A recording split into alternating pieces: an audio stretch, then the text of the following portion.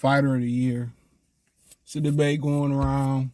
A lot of people dismiss Devin Haney out the debate because they say he lost to Lomachenko. That's propaganda. A lot of that was propaganda. You go to the house favorite. You go to the house fighters.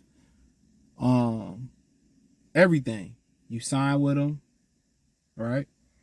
You in their city in Vegas. That's where Top Rank headquarters is at. Okay. A guy, they erased a loss off his record. Every time he lose, it's an excuse. It's a shoulder. It's Salido really didn't beat him, right? Every time it's an excuse, right? He fought him. He beat him. He went to his house, his promotional house, and beat him. Top Rank had every reason why to rob Devin Haney. Every reason. Didn't Paul Malignaggi throw lies out there and say, well, Devin Haney signed with Top Rank the night before? And what happened? He went right back over to Eddie Hearn. So, stop that. So, you got Bud Crawford up for Fighter of the Year, Anuyuwa and Devin Haney. Also, I throw in David Benavidez in there. That'd be my four. I want to say I had a fifth one. I throw Benavidez in there. I'm trying to just think real quick because I know I had 5. Let me go. So Crawford and Anuyuwa, Benavidez, Devin Haney is 4. I had a 5th one. Trying to think real quick. I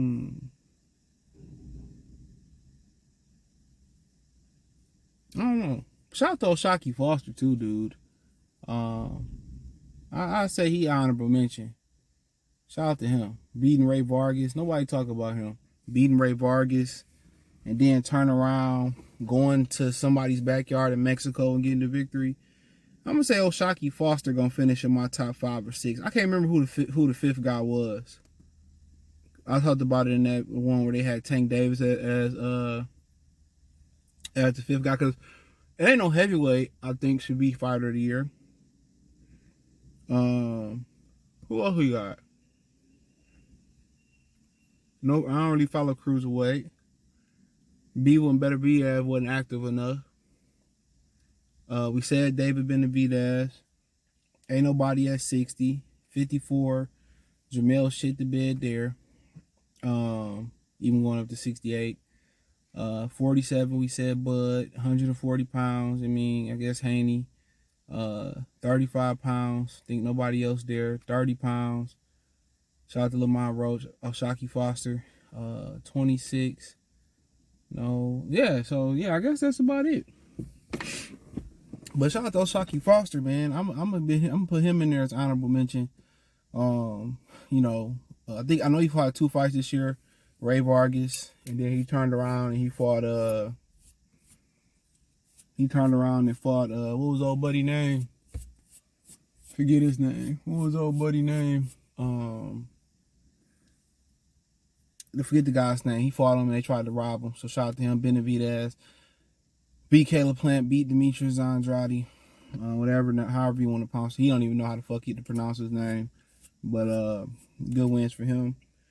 So then you start talking about the final 3. Now you knew Anuyuwa got undisputed. He had a name opponent in Stephen Foden. Marlon Talapis was a really good opponent. Nobody really knew him.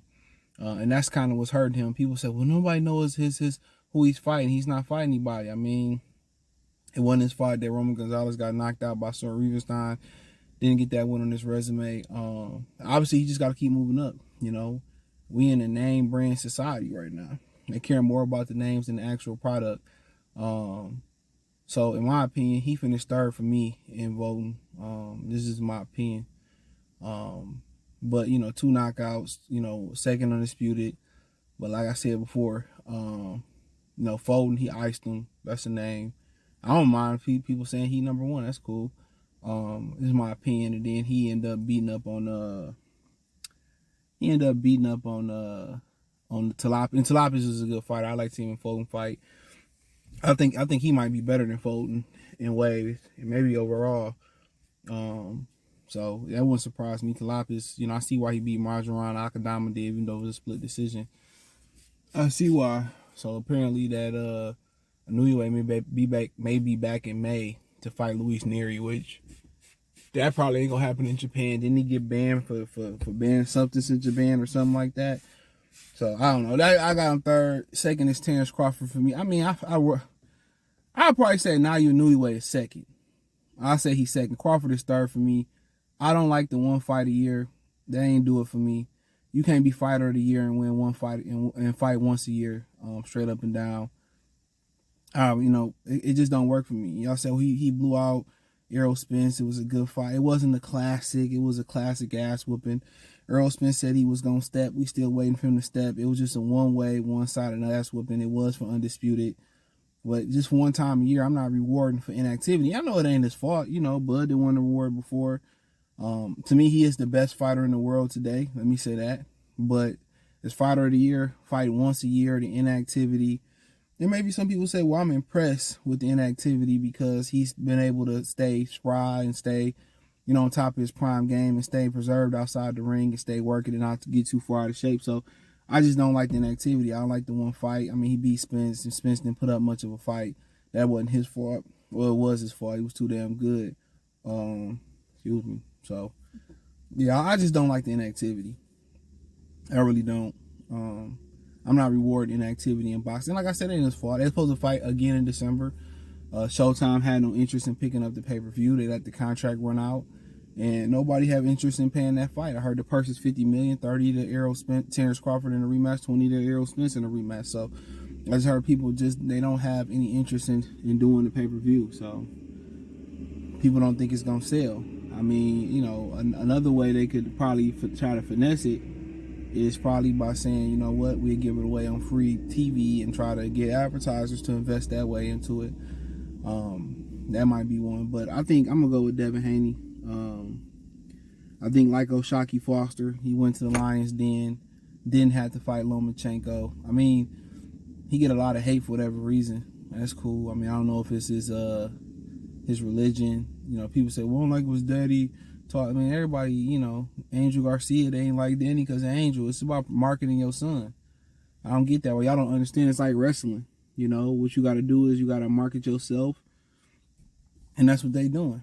They staying relevant. So it ain't like they ain't went out there and sought out the tough challenges they have. They fought, Lomachenko, and they didn't have to fight Lomachenko. They could have moved up and took a tune-up versus a guy like Jose Ramirez.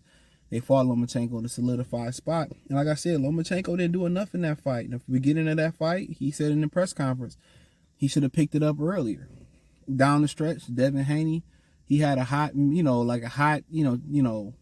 middle, I would say late in the fight, he had a hot stretch. And Devin Haney took the play away from him, dug deep, and beat him late in that 12th round. So, like I said before, that's what, and Devin Haney clearly got better after fighting Lomachenko. And what kind of, made people kind of like, oh, man, he had a subpar performance versus Jermaine Ortiz. He was just coming out of war, quick turnaround. Devin Haney could have walked away from Lomachenko. He didn't. After Loma kept prolonging the fight, he had to break Ramadan for the fight. People forgot that. And he beat him.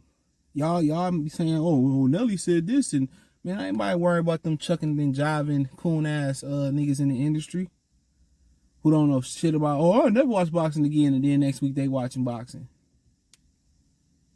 Oh, Lomachenko beat Devin. He got problems with southpaws, and Regis gonna do this. And what did he do to Regis? Disarmed him.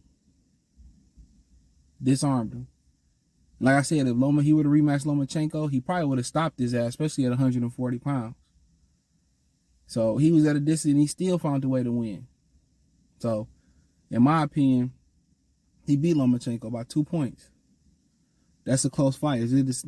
But that's a competitive fight. And then he watched Regis progress in his first fight to 147 at 40. And then people try to take away everything he do. Oh, he came in at 165. Amir Khan said Canelo was a cruiserweight when they fought at 54. Canelo got pop hot, and they don't take shit away from Canelo. You know what I'm saying? Don't take shit away from him. Manny Pacquiao, catchweight king, then take shit away from him. Come on, man. Let's keep it a bean. Canelo ain't rematched nobody he had a close victory over. Nobody. Nobody. You want to say Triple G waited 10 years to do that? He didn't rematch Trout, Lara, Mayweather. Well, he got his ass whooped by Mayweather. Wasn't no need for no rematch. So, like I said before, I think Devin Haney fighter of the year. He got the activity. He got, solidified undisputed. Went up another weight class. Beat Regis Progress. And like I said, if you want to put Nuyue in there, fine. I don't have no issue with it. Talapis is a good fighter. Foden, we know, is a good fighter. He made them both look ordinary. So, there ain't no ordinary love. He made them look ordinary. So, yeah, shout out to him, man. But I'll say Devin Haney is fighter of the year. But I think Bud is the best fighter in the world. But had he got another fight in there, it'd be few far in between. He'd be the number one fighter. But I'm deducting him for inactivity. Thanks, Al Heyman. Thumbs up the video, share the video, subscribe to the channel. Next subscribe button is the bell icon button. Hit all notifications. Increase your chance to get notifications. We go live and drop video financially. Want to support the channel? Cash App, $CJ Good 313. Venmo, CJ Good 313. PayPal link in the description. Hit the link tree. Find me everywhere from X, Spotify, Anchor, Cash App, Venmo, PayPal, Apple Podcasts, Google Podcasts, the whole 9 piece.